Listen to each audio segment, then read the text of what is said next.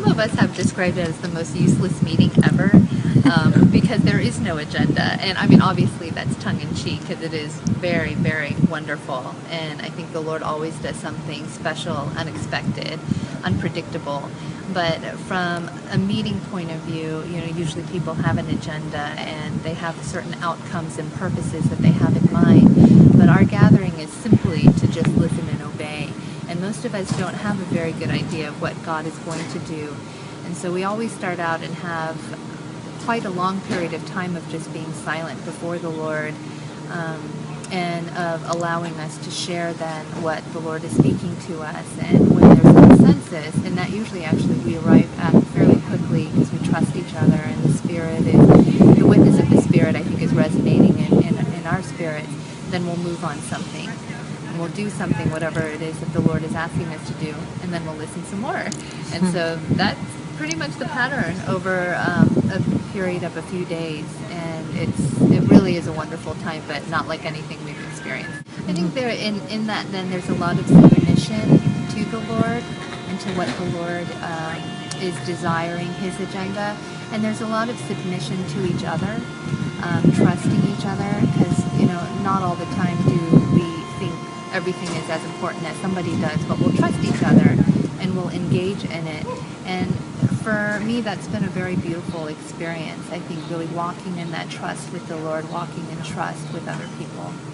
Mm-hmm. Awesome. So do you find that usually there's a theme that runs through the time together? How does that work?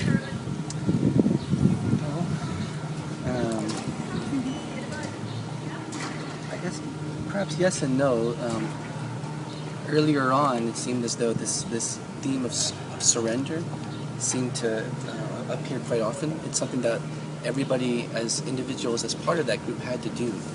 And so this notion of, and maybe it's what Leslie was talking about submission, we truly have to die and give up our even ministries, things that are most important to us, to be able to get to that place where together God can speak to us. And so it seems like that is something that seems to come up often. Probably because it's necessary, because there's always a tension. You know, for me at least, I think I'm always wanting to pick things back up, and I'm wanting to take things over. Oh, if God spoke this, then He must mean this. And so there's always that constant struggle to then surrender again. And so I think that's why it is an overarching theme in what we do. Yeah. Say something about the kind of assignment that He's given us over the time. Assignments. You know, I don't think I realized it in the beginning, but I think in the beginning, essentially what we did was we declared war together, and that became clear as the Lord continued to ask us to do certain things. There was some declaring of His authority over certain issues in certain places. And always on His orders. That wasn't something that even we felt necessarily capable of doing. I think in doing that, it has been like going to war together.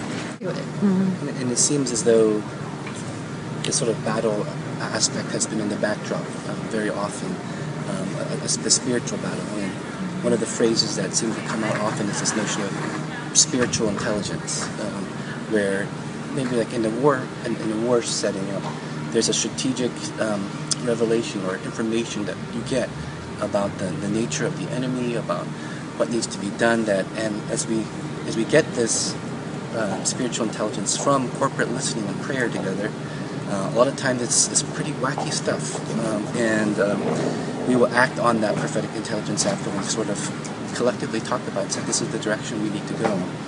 And sometimes some of that spiritual intelligence will have us praying over a school or praying over a particular house, undoing curses or things that have happened in a particular area, and proclaiming blessing and declaring God's favor on that area. And so it's not always the same thing, but there always seems to be some sort of spiritual intelligence that the Lord gives to us as a group. Well, that's awesome, guys. Thank you very much. You're welcome.